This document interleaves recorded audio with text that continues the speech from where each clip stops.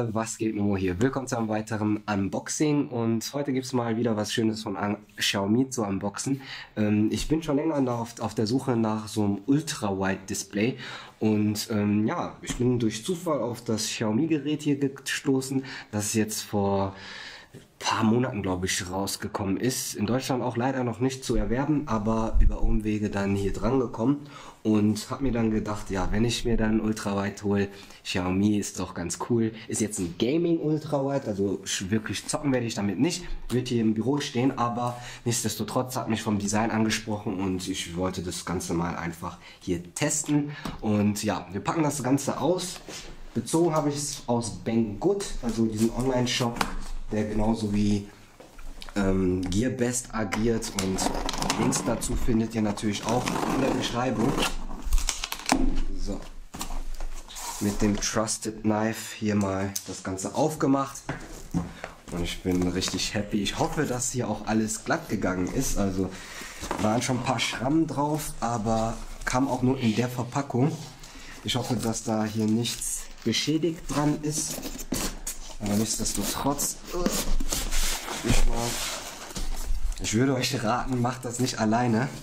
Aber ich lege das hier mal auf den Boden und guck mal, ob ich es hier so rauskriege.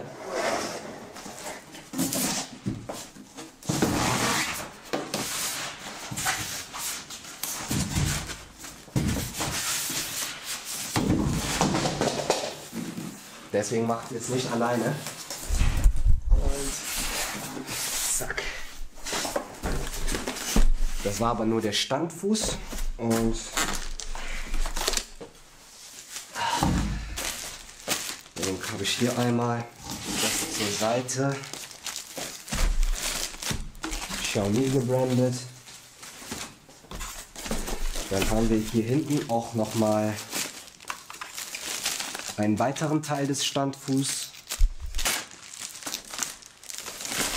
Und das Coole bei dem, was ich gesehen hatte, ist, dass der Standfuß hier auch so einen Kabelschacht verbaut hat, dass man das so ganz elegant dann lösen kann.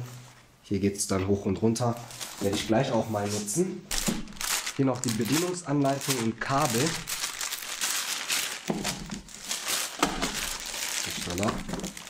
Auch ein paar Schrauben drin gewesen. Das ist jetzt so ein HDMI-Kabel. Und noch so eine Mutter, die werde ich dann auch gleich mal nutzen.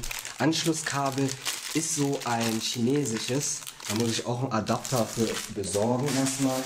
Ich glaube, ich habe vom Xiaomi Mi Laptop da noch das passende Adapterstück, das passende Adapterstück, und werde hier das Ganze jetzt einmal umdrehen und rausheben.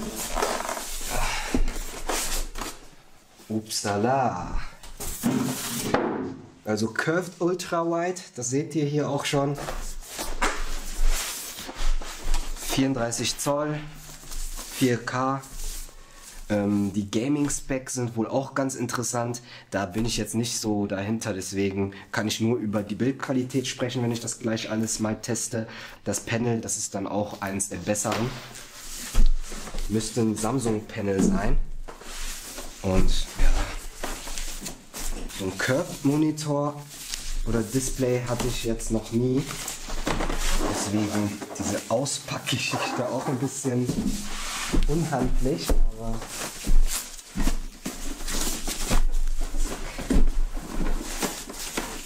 ich hoffe mal, dass ich es so rauskriege. Ja.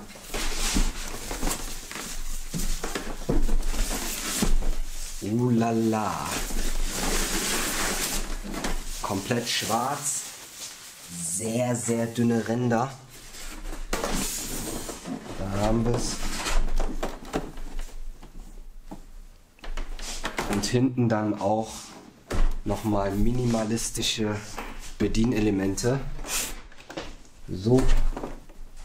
Und die Anschlüsse auch hinter so einer Verschlusskappe versteckt. Ich werde das hier gleich mal im Zeitraffer versuchen aufzubauen.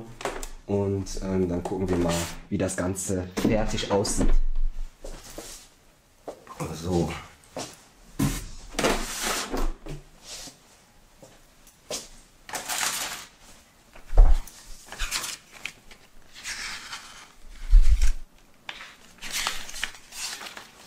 Die Bedienungsanleitung vorab jetzt hier auch nochmal in Chinesisch und Englisch. Wann und ob das hier im deutschen Markt erscheinen wird, da kann ich jetzt erstmal nichts zu sagen, aber ich hoffe jetzt einfach nur, dass hier nichts dran ist, dass da auch kein Pixelfehler vielleicht dran ist und dass ich das dann auch so ganz unkompliziert nutzen kann.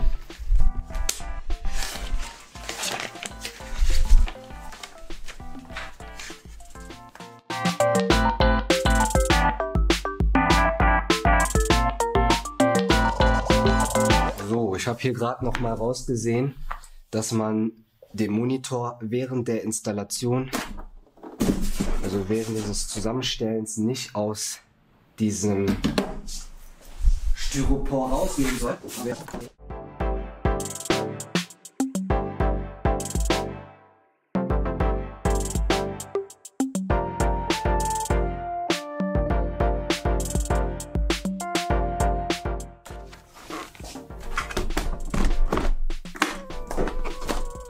Ups, das war's wohl schon.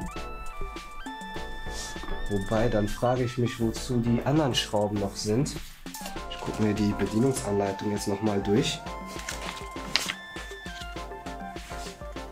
Und Wallmount. Die sind wohl für eine Wandlösung gedacht. Ja, Wallmount Installation, da hat man dann nochmal die anderen Schrauben. So wäre es dann schon eigentlich fertig.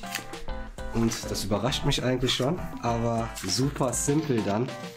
Habe ich es mir ein bisschen komplizierter vorgestellt, als es dann letztendlich ist. Aber ja, jetzt gucke ich mir mal an, wie man es dann am besten hier raushebt. So.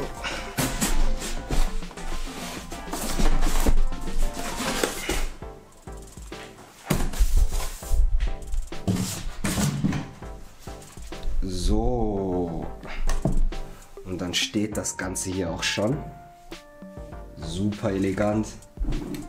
Kann man hoch und runter schieben hier. Anordnung, so hier in der Neigung. Seitlich glaube ich sogar auch, ja.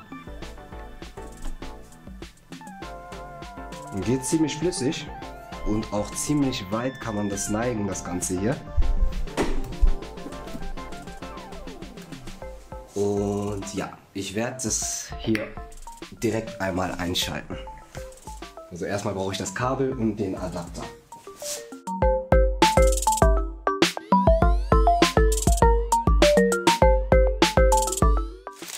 Oh no, ich glaube, ich habe das falsche Adapterstück. Dann müsste ich das erstmal bestellen oder zu Hause gucken, ob ich da eine Alternative habe. Weil das könnte eventuell einfach nicht passen. Ja, ich denke, das ist das Falsche. Verdammt, das heißt, ich kann es jetzt nicht einschalten. Müsste dann nochmal ein Adapterstück mir besorgen oder gucken, ob ich da so ein passendes Kabel finde. Aber ja, ich werde mir das mal anschauen. Vielleicht fahre ich gleich mal zu Saturn. So, bevor ich hier losgehe und mir das passende Adapterstück oder das passende Kabel hole, wollte ich euch einfach mal so einen kleinen Roundtrip um das Gerät geben. Also das ist halt super, super stylisch. Packe ich mal hier auf die andere Seite, damit wir es hier sehen. Zack. Der Monitor hat hier hinten so einen Kabelschacht, hatte ich gerade gesagt. Das ist auch magnetisch, also das ist halt super einfach hier abzunehmen und dann kann man von hinten hier die Kabel durchmogeln und ja, das geht halt super einfach dann auch hier wieder zu, wenn ich es hier so treffe, ganz praktisch. Und hier unten dasselbe Spielchen einmal, so kann man hier rausheben und dann hat man alle Eingänge. Ihr seht hier einmal HDMI 1, HDMI 2, DPI 1, DPI 2, das sind so dann zwei Computeranschlüsse, diese klassischen glaube ich, ne, die sind nicht diese SCART-Dinger, das sind dann schon modernere, aber müssten auch Computeranschlüsse sein. Und hier nochmal ein Audioausgang für Kopfhörer, auch super praktisch. Auf der anderen Seite dann der Anschluss für das Kabel und das sieht mir nach so einem gängigen Kabel aus. Ich glaube, da habe ich auch irgendwo was rumliegen. Da müsste ich mal gleich gucken, bevor ich mich zu Saturn schwinge. Aber nichtsdestotrotz sieht ziemlich cool aus. Die Kabel würden dann dahinter einfach verstecken. Und so kann man das dann wieder zusammen schalten. Also so kann man es dann wieder zusammenklicken. Ihr habt gesehen, das war ja so voll einfach gemacht. Ist so ein Magnetverschluss. An der Seite hier nochmal Bedienelemente, Power-Taste, bestimmt hoch, runter, links, rechts. Das werde ich dann sehen, wenn ich das Gerät einschalte. Hier hinten hatte man dann noch so ein Release. Ich weiß nicht, ob man das so deutlich sehen kann. So, hier sieht man es besser. Hier hinten hat man dann so ein Release. Das ist dann die Quick Release, damit man den Monitor wieder entfernen kann. Also da nichts mehr machen, sonst kracht das hier alles runter. Aber ja, auch hinten seht ihr, ziemlich schlicht und elegant gehalten. Ich kann echt kaum warten, das Ganze zu starten und euch das Bild zu zeigen und zu sehen, wie sich das Ganze mit meinem MacBook connecten lässt und wie das Bild dann einfach aussieht. Also, richte ich jetzt mal wieder so aus. Ich besorge mir jetzt das Kabel und versuche das dann gleich einmal mit euch zusammen zu testen. So, and I'm back. Mir ist eingefallen, da gibt es in der Nähe des Büros ja auch noch einen Computerladen. Und ja, Support Your Local Hero war die Devise. Der hat mich dann im Endeffekt supportet, hat mir das Kabel geschenkt. Also danke dafür erstmal. Und ja, jetzt haben wir das Kabel und versuchen das Ganze jetzt mal zu testen. Also, ich bin super stoked. Happy, dass ich jetzt hier auch dieses Kabel habe und versuche das einfach mal zu installieren. Und dann gucken wir mal. Vielleicht brauche ich ein bisschen längeres Kabel.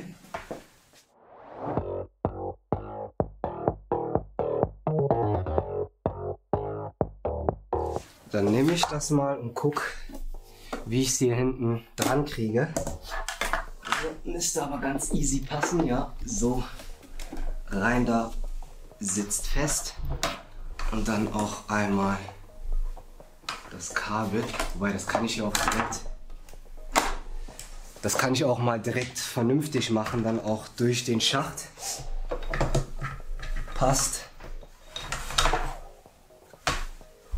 Und hier rein. So.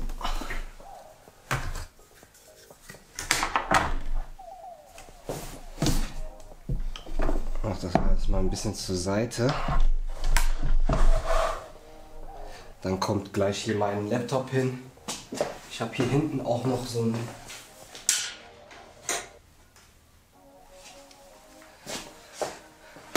ein HDMI auf USB-C Kabel. Das nutze ich auch hier einmal, um das dann reinzustecken. HDMI 1.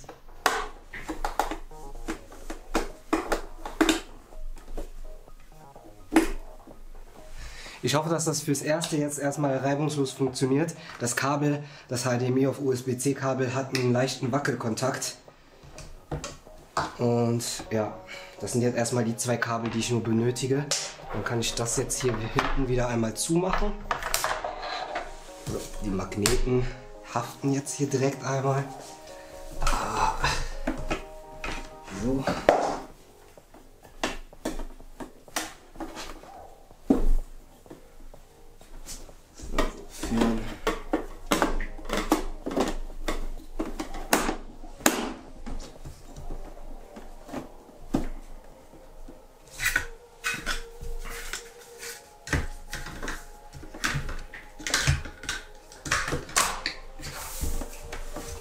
So.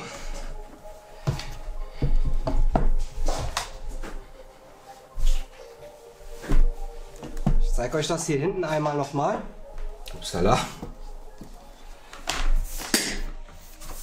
Die Kabel werden hier hinten einfach so wirklich geführt, nach vorne hin gebündelt. Also wenn man das hier an der Seite sieht, die zwei Kabel, die wirklich auch entgegengesetzt voneinander kommen, werden dann hier rausgeführt, nach vorne geführt. Und in diesem Fall hat man vorne dann kein Kabelsalat. Also sieht super clean aus und ich schalte das direkt einmal an.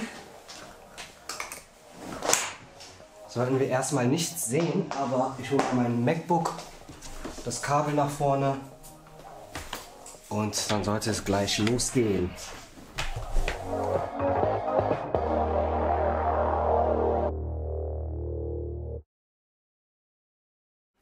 Ein Kontrapunkt ist, dass hier der Monitor keine USB-Power unterstützt, also man bräuchte dann nochmal ein separates Kabel, das zum MacBook führt, um die Stromversorgung zu garantieren.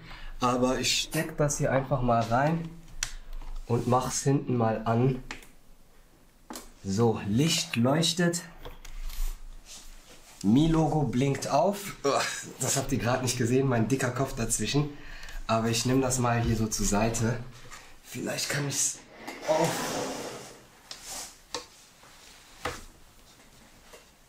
Ja, so geht's.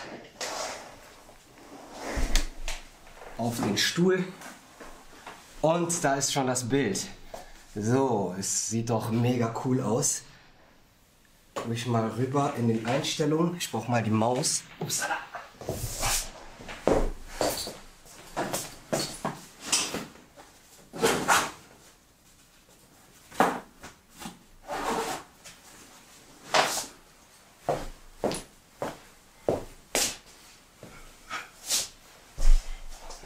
So.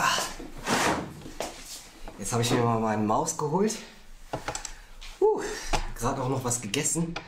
Deswegen auch mal ordentlich ein bisschen am Schwitzen, habe draußen gesessen. So, da haben wir das Ganze. Haben wir hier die Option, mal den Hintergrund zu prüfen. Monitore, Anordnung. Das sitzt dann rechts daneben, das ist vollkommen in Ordnung. Oh ja, ihr seht, ich schwitze vielleicht so ein bisschen. Ich habe gerade versucht, euch das so ein bisschen zu zeigen. Ich weiß nicht, ob ich das noch einblenden werde, aber ansonsten, ich habe euch ein bisschen viel die Sicht versperrt, denke ich mal. Und wollte jetzt erstmal meinen ersten Eindruck schildern. Ich finde, das Display sieht sehr, sehr, sehr nice aus. Also an diesem Curved muss ich mich so ein bisschen dran gewöhnen. Da muss ich ehrlich sagen, kenne ich es nicht so. Aber ich denke, das ist vor allem bei so Ultraweitwinkelmonitoren ganz clever gemacht. Und ich muss sagen, mir sind keine Display-Pixelfehler aufgefallen. Das war mir ganz wichtig, dass ich da halt nicht mit einem Gerät dann gestrandet bin, der quasi Pixelfehler hat. Und die Abwicklung von so Shops wie Banggood und Gearbest, die Zurückabwicklung ist da ein bisschen komplizierter. Deswegen, Glück gehabt, dass da hier alles in Ordnung ist und ich bin echt mega happy. Ich werde das Ganze jetzt hier einfach weiter testen und euch dann quasi ein Review zu diesem Gerät machen im Endeffekt und euch dann meine Meinung nach ein paar Wochen machen. Ja, das war's dann erstmal von mir. Wir sehen uns im nächsten Video und bis dahin, ciao.